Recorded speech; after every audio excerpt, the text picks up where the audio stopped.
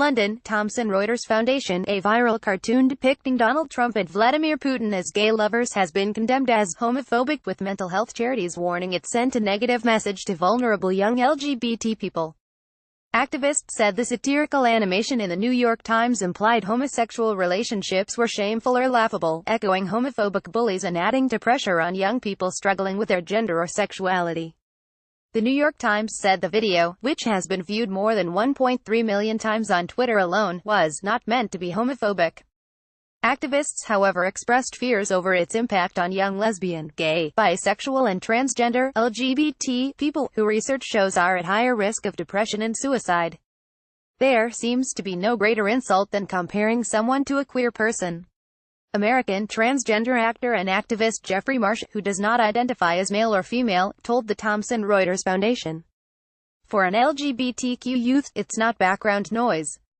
When it comes up on their feed, it feels like a direct personal attack, and to have a group that's as well established as the New York Times personally attacking you feels horrendous."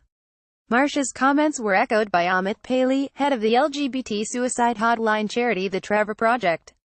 Using sexual orientation or gender identity as an insult or joke punchline can send a message to young people that being LGBTQ is inherently negative, said Paley. Now more than ever, LGBTQ youth need to see positive and affirming representations of themselves in the media, a major step in letting them know that they are valued and never alone. A spokesman for the New York Times defended the animation in an email, saying the artist Bill Plimpton was known for his irreverent, unsettling and at times disturbing cartoons. Kim Sanders, head of media engagement at the British charity Stonewall, said the images reinforce a harmful narrative that being LGBT is inferior or something to be ridiculed. Depicting public figures as gay or bi in an attempt to mock them is a damaging trend that needs to stop, Sanders said. This isn't political satire, it's just old-fashioned homophobia.